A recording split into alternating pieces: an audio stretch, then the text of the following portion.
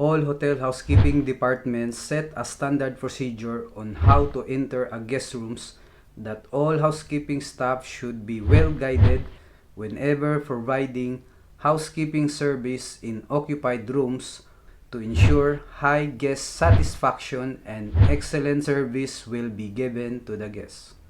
Hello everyone, welcome back to the channel. I'm Jayson, I'm a housekeeping supervisor.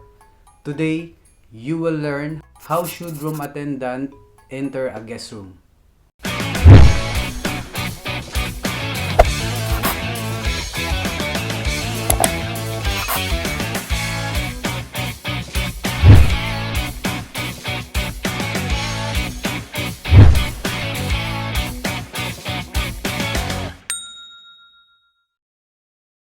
This subject, I will discuss how should room attendant enter a guest room with guests, how should room attendant enter a guest room without guests, and how should room attendant enter a guest room with guests sleeping.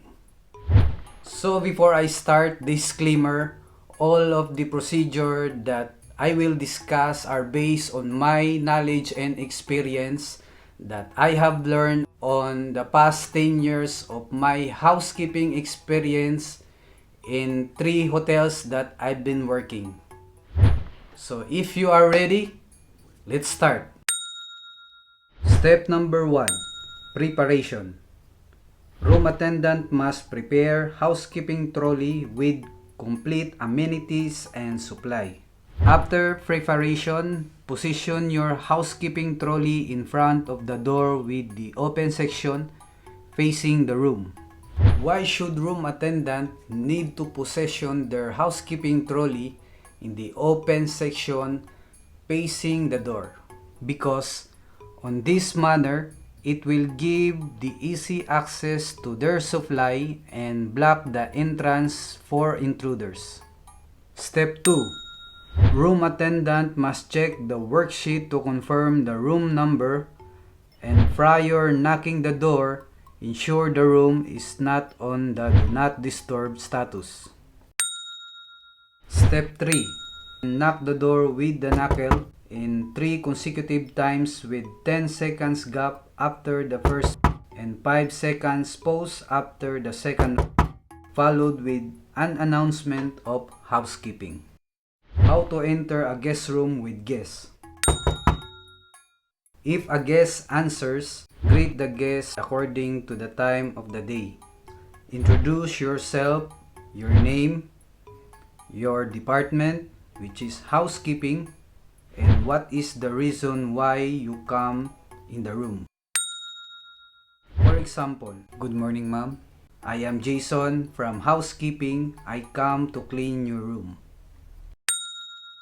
In the event that guest said later, you should ask the guest what is the convenient time to clean the room and note the time in your worksheet to follow up. And if the guests allow you to clean the room, then proceed. How to enter guest room without guests. In the event that there is no response from the guest, housekeeping staff will use key to have access on the room after the third knock. Slightly open the door at 45-degree angle, which will be followed by another announcement of housekeeping. Room attendant must fill the time in on the worksheet just after opening the door. However, just because the guest doesn't answer, it's not always guaranteed that the guest is not in the room. Sometimes, maybe, guest is sleeping.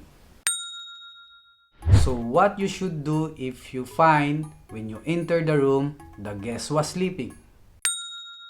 In this case, you should leave the room and close the door. And in the event that you awake the guest, just explain to the guest why you come to his room or to her room and apologize and tell that you can come back later and slowly close the door and write the time the incident happened, and don't forget to inform immediately your supervisor. So that's are the step on how to enter a guest room with guests, how to enter a guest room without guests, and how to enter the guest room with guest sleeping. Hope you learned something for today. I'm Jayson once again. Don't forget to subscribe to the channel and see you in the next one.